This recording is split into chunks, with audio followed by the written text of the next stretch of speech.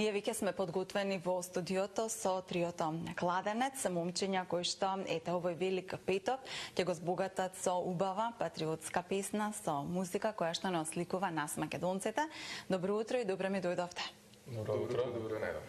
Ни доаѓате од Теарце и она што ќе го кажам за вас е дека навистина ја сакате, ја почитувате традицијата, па токму затоа и вашите песни се со такви мотиви и денеска сте дојдени за промоција на најновата песна. Ќе ни кажете како се вика? Да. Најнапред сакам да се благодариме за поканата денеска што сме тука.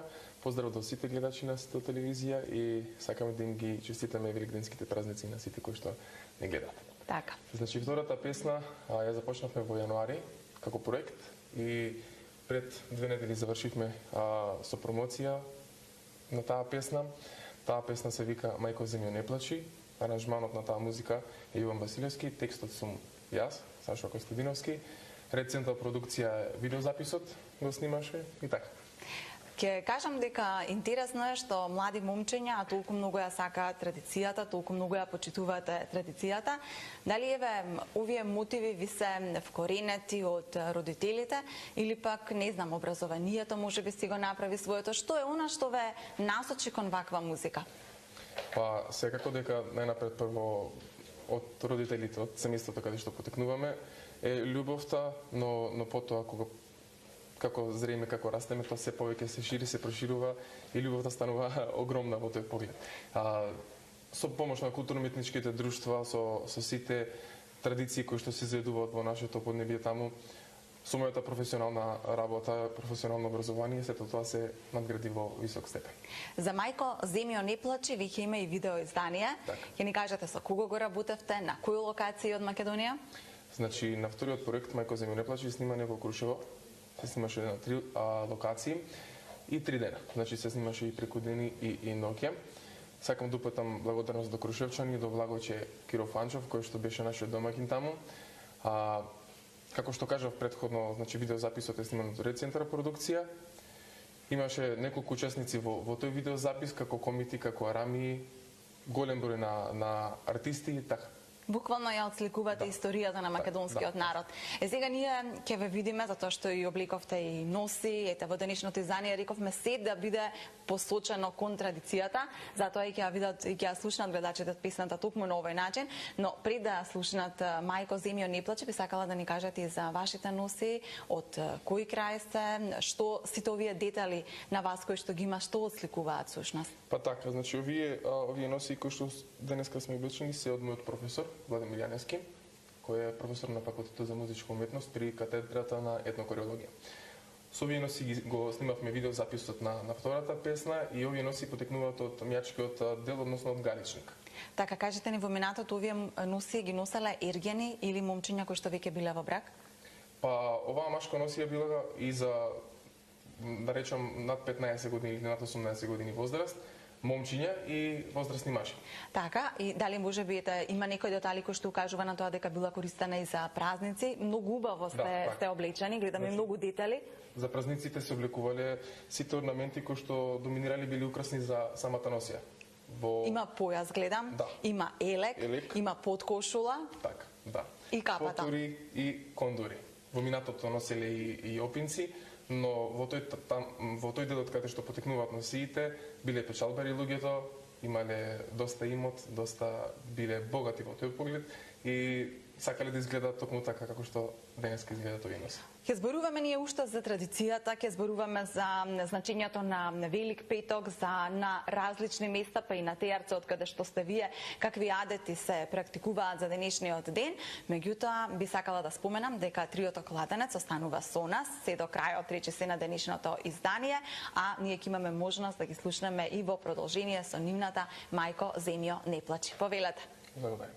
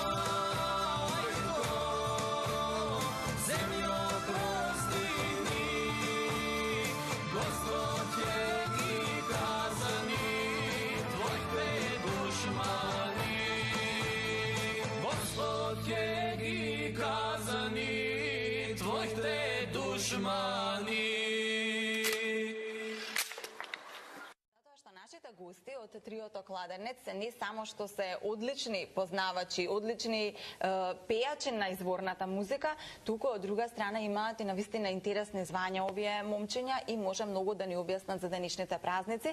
Уште еднашка добре ни дојдовте во студиото. Така ќе ве замолам со ред да ни се представите, меѓутоа исто така и да ни го кажете вашето црковно звање, понатаму како етнокореолог, исто така до каде се со студиите и се разбира третиот најмлад член, но ќе потсетиме дека имате уште еден, повелата. Добар ден до сите гледачи на сите телевизија. Јас сум Бобан Трпковски, пред се студент на Технолошко-металуршкиот факултет тука во Скопје, како што кажавте, како чтец како црковно лице во нашата тамашна Тетовско-гостиварска епархија. Така? Јас сум Сашо Костадиновски, етнокореолог. Јас сум Иван Божиновски, ученик тука во Средното училиште Здравко Цветковски во Скопје. Ке ни кажете за членот кој што недостасува, иако сте трио, сепак настапувате многу Мирослав пати. Симјановски, он студира психологија. Да. Така. И сега ние ќе почнеме со штецот, ако може така и со да го кажам ова звање, да ни кажете за денешниот ден, за денешните настани во црквата и што всушност символизира Великиот петок како најтежок ден во христијанството, што значи символиката на протнувањето под масата денес, оставањето јајца во црква и доколку има уште некои други адети кои што ете по завршувањето на емисијата. Да, и вообичаено народот ги прави, меѓутоа никој не ја знае точно што и зашто, меѓутоа ете. Како што е кај познато кај народот и во црквата, оваа недела од понеделник до сабота вечерта е позната како страсна седмица во црквата. Отпочнувајќи од Велики понеделник, Велики вторник, Велика среда, Велики четврток и се натаму до ден денешен Велики петок, Велика сабота. И секој ден има одредени богослужби во црквите. Велики четврток, значи се случува тајната вечера, Велика среда е предавството на Исус Христос.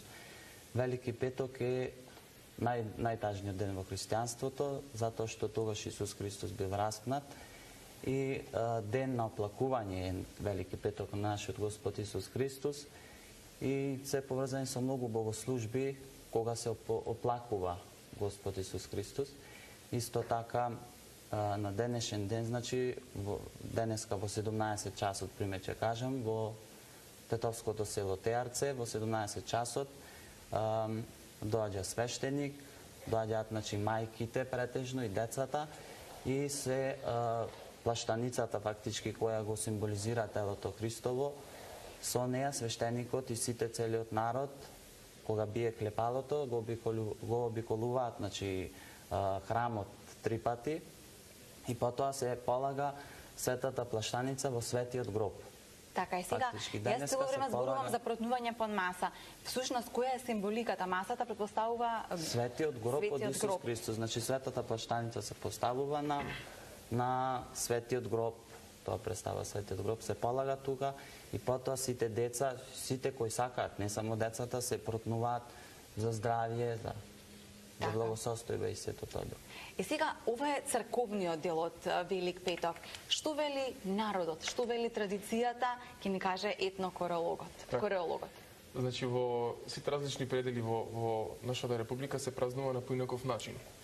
Кај нас во Тијарце и нема некој обред кој што потекнува од по старата традиција, но од таму кај што ни потекнуваат носиите, денес кај што сме облечени, има интересен обред каде што се маскираат, играат змија. Има едно обред кој што се вика змија, каде што се игра за великденски гачки и така натаму. Значи, во секој различен предлаз има различно толкување на нештата и обредот према традицијата во однос на Великден, Велики Петок, Велика Сабота и така натаму. На што се сеќавате од детството во Тејарце? Еве, например, велиме различни традиции така.